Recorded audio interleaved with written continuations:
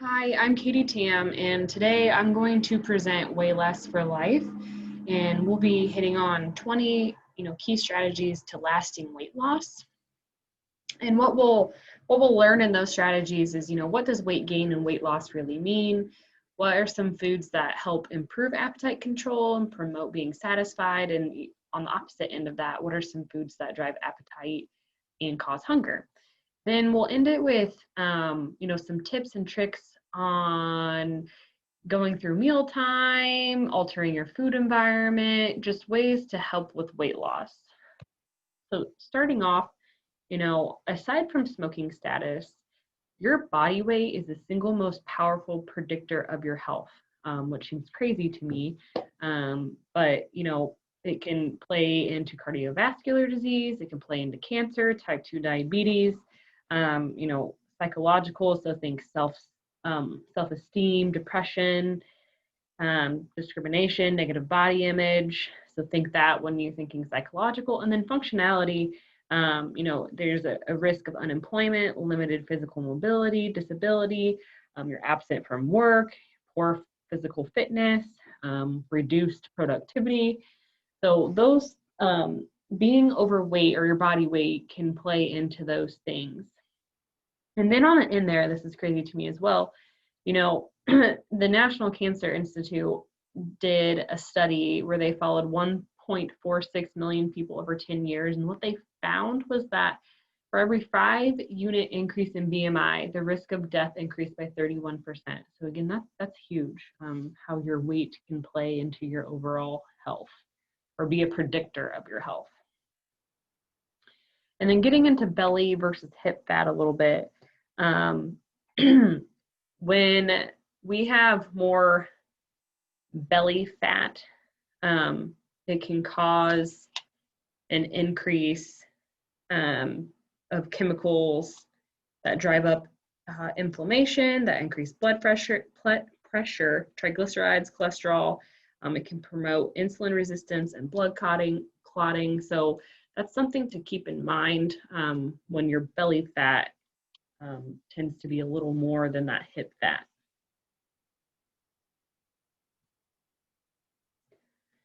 So this is goes in line with a Harvard study, and what they found was that men and women who put on between 11 and 22 pounds after their early 20s were up to 3 times more likely to develop heart disease and high blood pressure versus those who gained 5 pounds or less.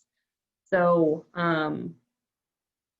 this again goes, most of us are not going to be our high school weight or the weight that we were in our 20s, but I guess what it's playing into is, as we continue to put on 5 or 10 pounds every single year by, doing bad habits, it's going to increase our, likelihood for developing type 2 diabetes. For women especially, it can double their chances of developing breast cancer, risk of osteoarthritis. So there's some risk, once again, to gaining some weight, even if it's 5 pounds a year. After so many years, it starts to add up a little bit. Another study, the power of weight loss here.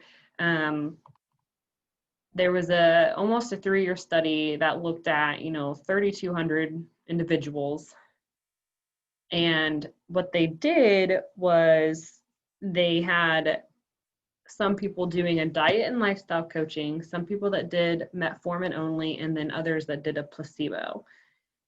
And what they found was the group in the diet and lifestyle option lost about 5 to 7% of their body weight, actually lowered their diabetes risk by almost half. So again, just having a plug in there for diet and lifestyle coaching and how it can make a huge difference.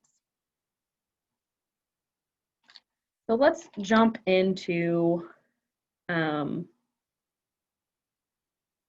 20 key strategies to lasting weight loss. Number 1 here, avoid the great white hazards.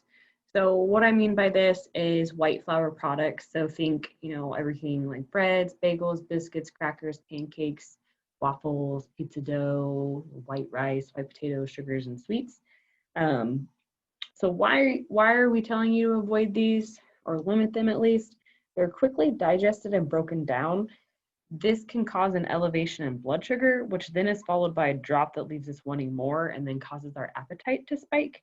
So, our brains are very sensitive to falling blood sugar levels because it depends on glucose for energy, and glucose is coming from these great white hazards. So when our blood sugar drops, it commands us to eat. It orders us to eat. And when our blood sugar drops like that, it causes us to binge eat a little bit. So that's why we have a lot of highs and lows in blood sugar, because we'll eat those really quickly and then it will drop. And then we'll need more energy, so we'll go eat more of it. So plan of action. If you can do substitutions, so sweet potatoes over white potatoes. If you do 100% whole wheat or multigrain pasta over white bread or regular pasta. If you can avoid sugary drinks, so pop, energy drinks, coffee with a lot of creamer, avoid sugary breakfast cereals. If you're a sweets person, can we try adding in some dark chocolate? Choose fiber and nutrient-rich carbohydrates. So that means, whole grains, fruits, veggies, beans, but anytime that you can make a substitution, it can help with that. And then you can see at the top there, according to a Harvard Medical School study, those that enjoy the great white hazards actually take in 50 to 80% more calories per day. So number 2, kind of going hand in hand with these grains here, fill up on fiber. So our fiber needs are 25 grams for women, 30 grams for men. On average, Americans only get about 12 grams of fiber. So you can see how that's quite a bit lower than what the recommendation is.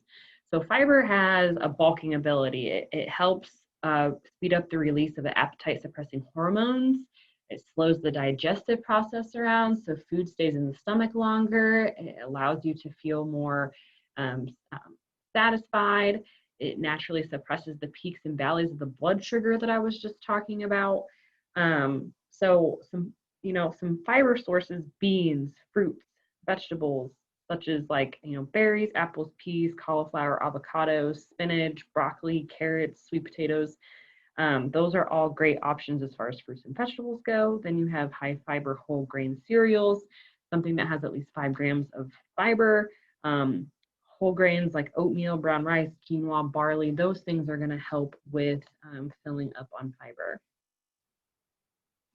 Pump up the volume. So what this means is our bodies and brains respond to volume more than calories.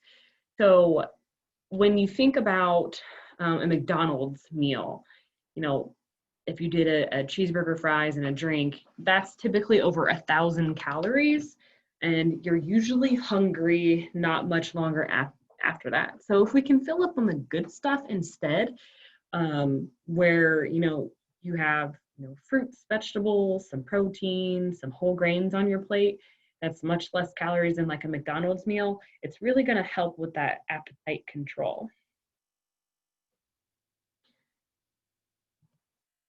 So give your plate your full attention. If you are being more mindful when you're eating, you tend to consume less. When you're distracted, you're not paying attention to your hunger cues or your fullness cues, so you could actually consume double the calories. So if you can, I know it's not the easiest, if you can, try not to eat in front of a TV. Try to sit down at a table with your family, enjoy that social time. If you're at work, can you get away from your computer and sit down at a break room or maybe outside, with friends? Because like I said, once you're distracted, if you're in front of a computer, a TV, you're trying to do something else, we tend to overeat at that time. And when you're being mindful, you enhance the pleasure and enjoyment of eating. You can plug into your cues of eating, such as when you're full, and you tend to develop a more positive relationship with food in those instances. So I've already kind of mentioned some of the plan of action, but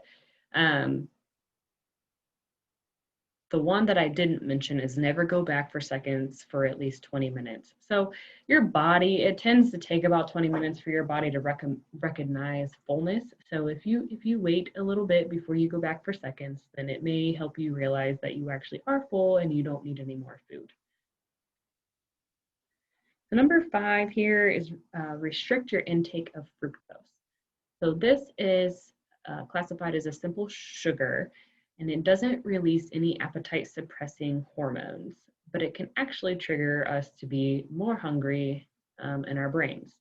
So fructose comes from all the delicious candy, sugary cereals, processed foods such as fruit flavored yogurt, jelly, breads, fat-free salad dressings, sugary beverages like pop.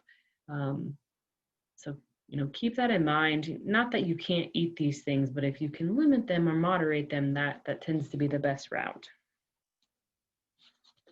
Number 6, indulge in dark chocolate. So I just mentioned, trying to limit sweets, but if you like dark chocolate, this one, dark chocolate contains antioxidants called flavonols, and it's actually can be considered a metabolism booster, and it helps with stabilizing blood sugar. So other benefits, it can boost brain power, it can improve your mood, it can improve cardio health, or heart health, sorry. It can enhance blood flow, lowers blood pressure, triglycerides, it can help with lowering LDL and raise your HDL. So a lot of things that dark chocolate has been linked to. And again, watch it in moderation, but if you can choose 72% or higher, when you go to the store, you'll be able to see the percentages of the chocolate on there. So 72% or higher. And if you get a rectangular bar that has the squares, 2 squares is a serving, so that won't hurt your sugar allowance for the day. So it's safe for diabetics.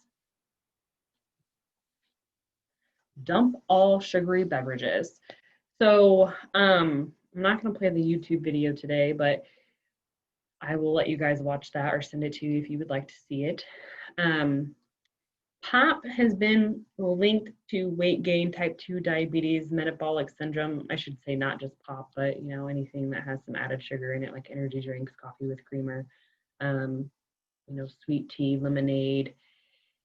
And when we get down to it, when we look at, Mountain Dew contains 77 sugar packets, or if you want to put it another way, our allowances for added sugar in a day, 1 Coke will go over that added sugar allowance. So if you're drinking more than 1 pop a day, it can have a huge effect on your weight or maybe diabetes, things like that. So there are some studies that show that 1 pop a day can equal a 10-pound weight gain per year.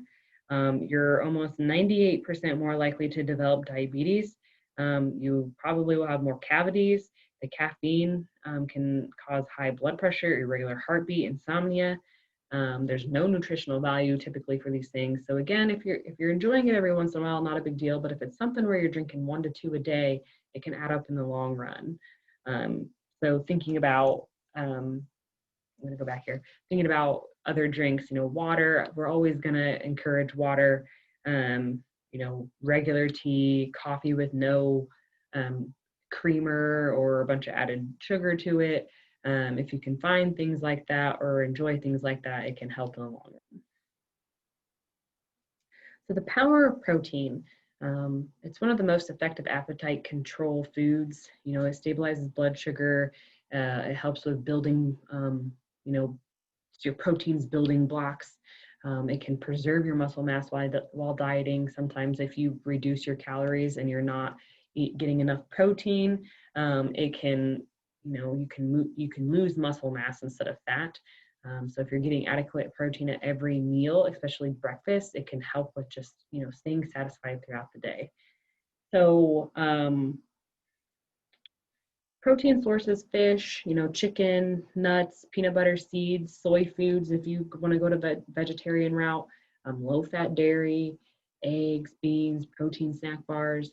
So quite a few different protein sources out there. And a general range for people, it's obviously a little different if you are working out or training, but generally 75 grams a day per women or 100 grams per day for men for a general population there. And I should say that if you're hungry, 1 or 2 hours after eating a meal, you possibly didn't get enough protein. So that's something I just wanted to throw out there. Number 9, never skip breakfast. If you skip breakfast, you tend to snack more throughout the day, or maybe you are really hungry by lunch, so you typically binge at lunch. And when you binge like that, sometimes you reach for something that has glucose readily available, which goes back to those great white hazards. Or if you skip like a breakfast and no snack, then it can, again, cause you to eat more throughout the day. Some breakfast proteins that I put down here to go hand in hand with the power of protein slide. Milk, peanut butter, eggs, high protein cereals, protein powder, nuts, seeds. And when you are eating breakfast, that has been shown to decrease hunger throughout the day. So it's just a way to kickstart some metabolism there. So number 10 here is go nuts. When you are getting, seeds, nuts, and like almonds, pecans, walnuts, pistachios, cashews, and peanuts, it will help with getting your healthy fats in. So when you are eating healthy fats, it can help with lowering your cholesterol. It can help with increasing HDL, with lowering LDL, lowering triglycerides. They contain a hormone called OEA, and that's the feel full hormone, which goes directly to the brain and turns on the circuits to make you feel fuller longer. So these are calorically, they pack a punch. So they can be a little higher in calories. However, you don't need a whole lot to feel full. So about a handful is a good serving size to start with. Again, the trade-off for the calories is they contain heart healthy fats and that hormone to help you feel full. Number 11 is get your beauty rest. So there is a direct link between weight gain and lack of sleep. So if you are not sleeping well or getting enough sleep, it's going to cause the hunger boosting hormone to increase and decrease the hunger quieting hormone leptin. So it's a vicious little cycle. And if you are having trouble sleeping, then, thinking about some tips, limit your phone, electronic use, TV watching before bed. Try not to exercise right before bed. Strive to maintain the same sleep cycle even on the weekends. So if you're, maybe don't have to wake up as early, but try to stay within a window of time. Get regular exercise and minimize the use of sleep aids. So if you can get around 7 to 8 hours or more, that's great. But again, if you're not sleeping well or not getting enough sleep, then that can have a big play into your weight gain or having a hard time getting weight off. Number 12, downsize your dinnerware. So typically, if you are using a smaller plate, bowl, or eating utensils, we tend to serve ourselves less and eat less. So there's a few studies out there that have shown that this is true. So keep that in mind when you're serving yourself some food. If you could use a salad plate, it may help with portion control. Number 13, make room for exercise. If you can make room for exercise, it can help with appetite control, reduce stress, you'll sleep better, lowers the risk of chronic disease, it boosts mood, it can burn excess calories, it can jumpstart your metabolism. There's a huge list of benefits of exercise. So something even as simple as walking, getting up and moving away from your desk throughout the day, just moving more, moving naturally, it's going to help with weight control, mood, a lot of different things there. So plan of action with the exercise. There's different types of exercise. Cardio, it's recommended, anywhere between 150 minutes of exercise per week, so roughly 30 minutes 5 times a week. Again, you can start with walking, any type of activity that you enjoy doing. Resistance and weightlifting, 2 to 3 times a week if you're wanting to do that type of stuff.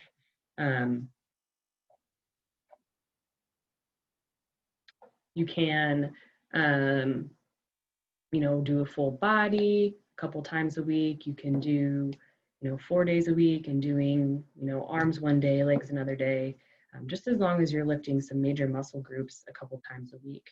Stretching, it's good to do stretching every single day, mild stretching, but if you can't do it every single day, a couple days a week is also efficient.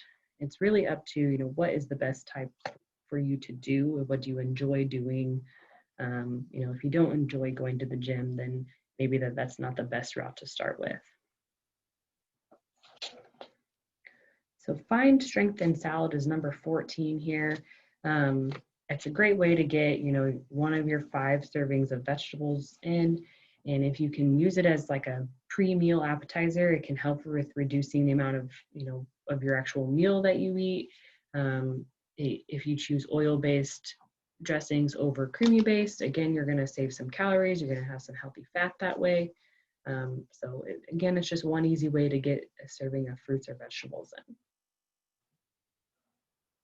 Number 15 is always pre-plate your meal. This is just another way to portion control, have the correct serving sizes. You can see all your food on your plate. Before you eat it. You can include your snacks and desserts, so that way you can, it can help with eating less. Drink your vegetables. So this is one that's not always mentioned in weight loss stuff, but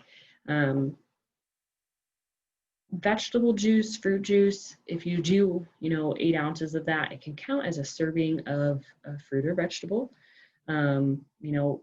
Looking for 100% juice in those instances, because sometimes there'll be a lot of added sugar, or maybe there's a lot of sodium. If you can find the reduced sodium, sorry, I said 8 ounces earlier. 4 ounces of vegetable juice equals 1 serving of vegetables. So it can help with suppressing your appetite, and again, making sure that it has no added sugar or a lot of sodium in it. So beware of highly palatable foods, number 17. So all of these delicious foods that we typically find at, a bakery, fast food restaurant, just sit-down restaurants, we're hardwired to desire these foods. So, they're sweet, high salt, high fat. They typically activate the reward center in our brain. So it's not only physical, it's psychological. They make us feel good, so they can eventually maybe lead to depression over time. There's some studies that show that. The one long-term study that followed about 8,500 people, they found that those who consumed the most fast food were 51% more likely to develop depression than those who never ate fast food. So you're probably talking people that are eating, fast food 4 times a week or more. Moving on to the next one, number 18, take smaller bites. So I mentioned this earlier, it takes about 20 minutes for you to feel full. So when you're a little bit more mindful and you slow down and take smaller bites, it allows you to enjoy your food more. And that leads right into 19, slow down and enjoy. It takes 20 minutes for you to feel full. So when you're slowing down, eating quickly cancels out the body's innate appetite control process. You stop listening to your hunger cues or your fullness cues. So being mindful, being in the moment, talk with friends, chatting can slow down your food intake because you're setting your fork down, maybe talking about stuff. So, that's a great way to spend some social time with some of your friends enjoying food. Number 20 here, keep it simple. the greater variety and selection, the more we overdo it.